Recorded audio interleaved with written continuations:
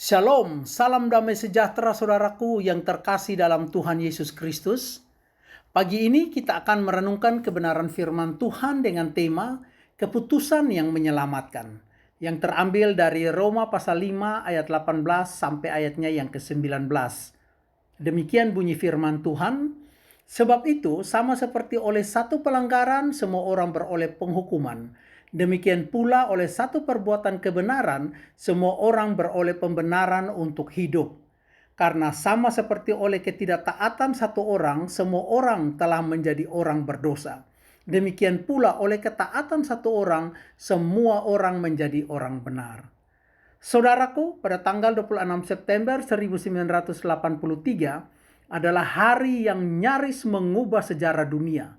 Di tengah ketegangan perang dingin antara blok timur yaitu Rusia dan sekutunya melawan blok barat yaitu Amerika Serikat dan sekutunya, sebuah sistem deteksi nuklir Uni Soviet memberi peringatan palsu tentang serangan rudal dari Amerika. Letnan Kolonel Stanislav Petrov adalah orang yang saat itu harus mengambil keputusan hidup mati bagi dunia.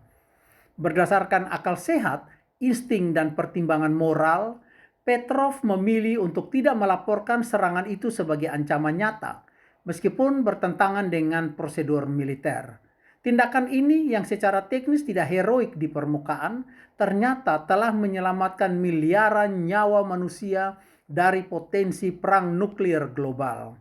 Keputusan satu orang telah menyelamatkan dunia ini. Makna keputusan yang maha krusial inilah yang akan kita pelajari dari teks firman Tuhan dalam renungan pagi ini. Saudaraku, Paulus secara ekspositori membandingkan dua figur kunci dalam sejarah penebusan, yaitu Adam dan Kristus. Adam melalui satu tindakan ketidaktaatan, ayat 19, dalam bahasa Yunani memakai kata parakoe, telah membawa dosa dan maut bagi semua manusia. Namun sebaliknya, Kristus melalui satu tindakan ketaatan dalam bahasa Yunani memakai kata hupakoe telah membawa pembenaran dan hidup kekal bagi semua orang yang percaya kepadanya. Hal ini menjadi inti utama dari tema renungan pagi ini, bukan secara simbolik melainkan dalam pengertian ontologis dan kekal. Saudaraku, secara historis dalam sejarah keselamatan, keputusan Kristus untuk taat sampai mati adalah klimaks dari kehendak Allah sejak kejatuhan manusia ke dalam dosa. Secara teologis, hal ini adalah dasar doktrin penebusan substitusioner, di mana Kristus menjadi Adam yang terakhir.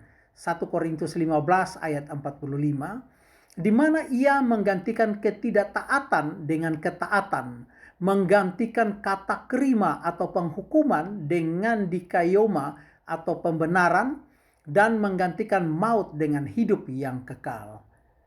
Saudaraku, keselamatan bukan hasil dari akumulasi perbuatan baik manusia, tetapi hasil dari satu keputusan ketaatan Kristus yang berlaku efektif bagi semua orang yang en Kristo atau di dalam Kristus.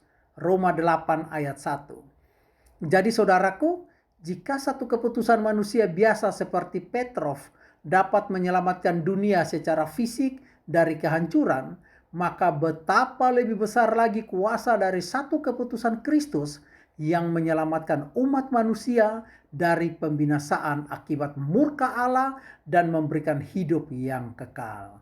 Hari ini saudaraku, kita semua diundang untuk berani mengambil keputusan yang menyelamatkan itu. Apakah saudara mau menerima karya salib Kristus dan hidup dalam ketaatan seperti yang telah diteladaninya? Keputusan untuk percaya dan taat hari ini mungkin terasa sederhana, tapi dampaknya bersifat kekal bagi setiap kita yang percaya dan menerimanya sebagai Tuhan dan Juru Selamat secara pribadi. Karena begitu besar kasih Allah akan dunia ini, sehingga ia telah mengaruniakan anaknya yang tunggal, supaya setiap orang yang percaya kepadanya tidak binasa, melainkan beroleh hidup yang kekal. Yohanes 3 ayat 16. Amin. Semangat pagi dan selamat beraktivitas di hari baru yang penuh berkat ini. Tuhan Yesus memberkati. ke dalam tangan-Mu. Kuserahkan nyawaku.